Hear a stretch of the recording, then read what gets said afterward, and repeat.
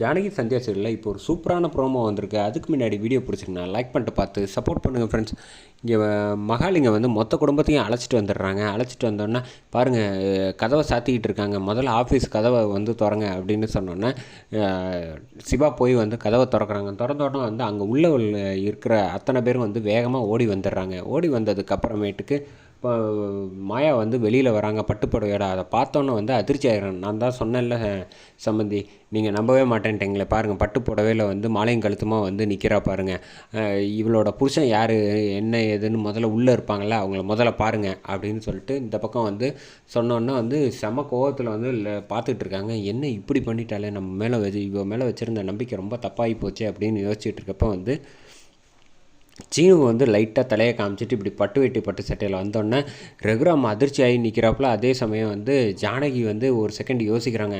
ஆசீர்வாதம் வாங்குறேன்னு 2-3 ட்ரிப்பு காலில் விழுந்தானே, அது இதுக்காக தானா, அட பாவி அப்படிங்கிறாங்க. ஆனால் வந்து 2 பேரும் மாயா சீனு 2 பேரும் பக்கத்தில் நின்னோன்னே இந்த பக்கம் மாப்பிள்ளை என்ன நீங்கள் இங்கே இருக்கீங்கன்னு சாரு அதிர்ச்சி ஆகிறாங்க, பத்மா அதிர்ச்சி ஆகிறாங்க.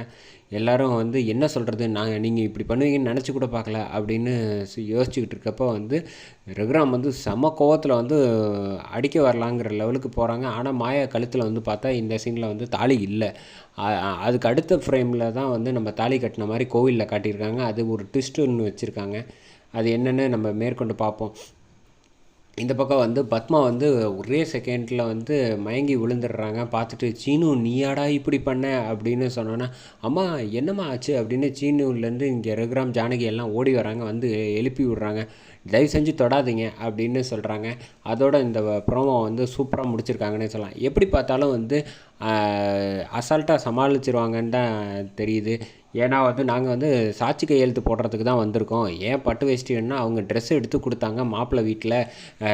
ஏற்கனவே சிவாவுக்காக வந்து உதவி செஞ்சுருந்தோம். அதனால் வந்து இந்த மாதிரி ஒரு நடந்திருக்கு தவிர மற்றபடி வேறு ஒன்றும் இல்லை. இவர் மறுபடியும் வந்து மாயாவையும் என்னையும் தப்பாக தான் புரிஞ்சுக்கிட்டாருன்னு வந்து மகாலிங்க கிட்ட வந்து ஒரு பல்பு கொடுப்பாங்கன்னு நினைக்கிறேன். அதுக்கப்புறமேட்டுக்கு தான் வந்து மாயா வந்து திட்டுவாங்க சீனுவை.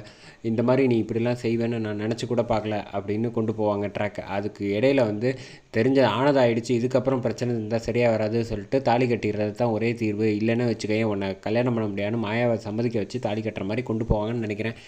வெயிட் பண்ணி பார்ப்போம் எப்படி கொண்டு போகிறாங்க.